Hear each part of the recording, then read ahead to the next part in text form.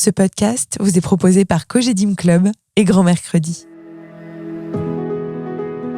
La Minute des Résidents. La Minute des Résidents. Nos aînés ont tellement à nous apporter.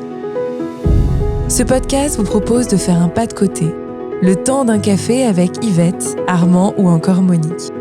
Chaque épisode vous plongera dans le témoignage d'un ou d'une résidente qui vous emmènera au cœur de sa plus belle histoire d'amour, du pari de son enfance ou encore de son métier extraordinaire. Vous entendrez souvent de la douceur, des souvenirs vibrants, de l'énergie à revendre, mais surtout une envie profonde de transmettre. Allez, suivez-moi. Dans ce second épisode, nous avons rendez-vous avec Yvette. Elle vit dans la résidence Cogedim Club de Villejuif et elle a accepté de nous raconter son passé de couturière dans les prestigieux ateliers de haute couture de la maison Christian Dior. Je ne vous en dis pas plus et je vous emmène avenue Montaigne à Paris. Très bonne écoute. Bonjour Yvette.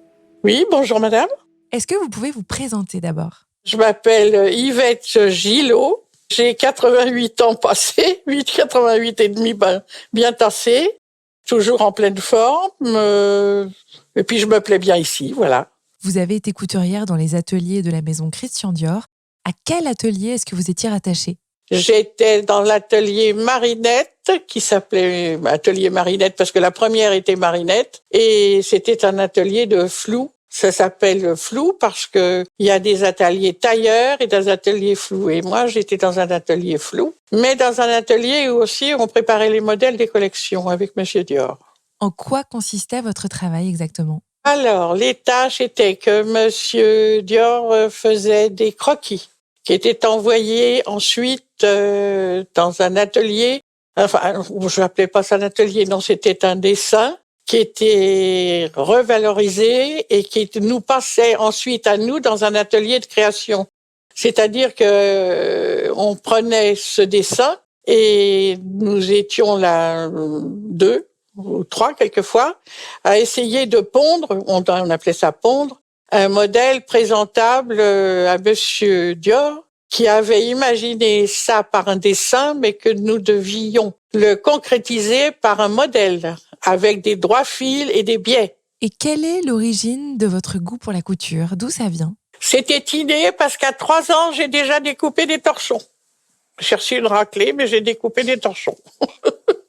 Ma grand-mère avait une armoire, quand on l'ouvrait, les torchons avec des rayures rouges, elles étaient alignées, avec des épingles en or qu'on mettait entre les torchons. C'était joli. Et un jour, ma grand-mère m'a laissée toute seule. Et puis j'avais une paire de ciseaux qui traînait. J'ai pris les torchons et je me suis fait des vêtements avec. Et j'avais coupé toutes les bandes rouges qui me gênaient. Est-ce que vous auriez une anecdote à nous raconter sur l'homme Christian Dior ? Alors nous avions un vieil ascenseur où on pouvait rentrer à 5 ou 6. J'en reviens justement pour vous parler de Monsieur Dior, qui s'est trouvé en même temps que nous ce jour-là.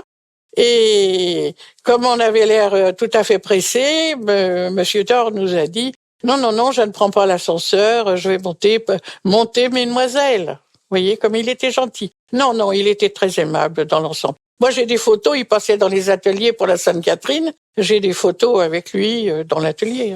Justement, est-ce que vous pouvez nous raconter la Sainte-Catherine dans la maison Dior ? Alors, la Sainte-Catherine, c'était le bordel dans la maison. Non, mais je dis bien ce que je veux dire. Le bordel gentil.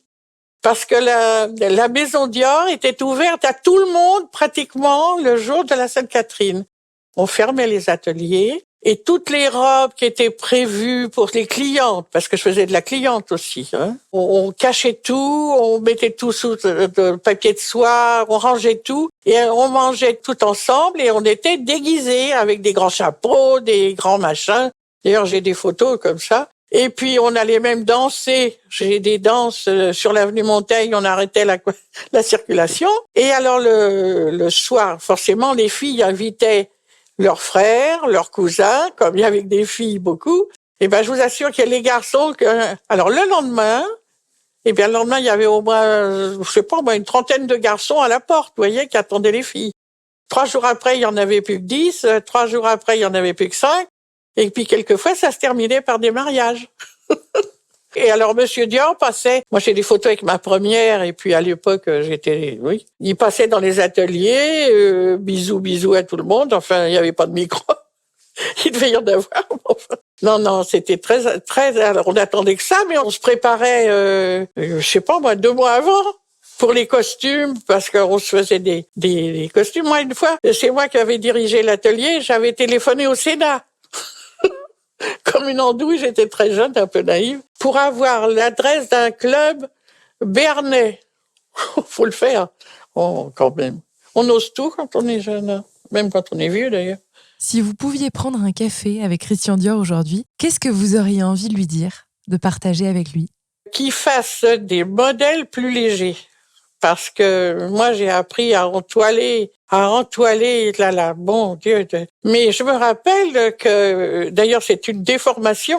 Moi, il faut que je m'oblige à travailler les choses un peu légères parce qu'autrement, tout était tellement structuré. Hein, vous enfiliez une robe de chez Dior, vous enfiliez la carcasse avec. Hein. Le dessous était extraordinaire, beaucoup plus que le dessus d'ailleurs. Tout était tenu il fallait faire d'abord tout le dessous avant de mettre le dessus. Enfin, je lui dirais qu'il paye le café à ma place. C'est tout. Ça dépend où on le prend.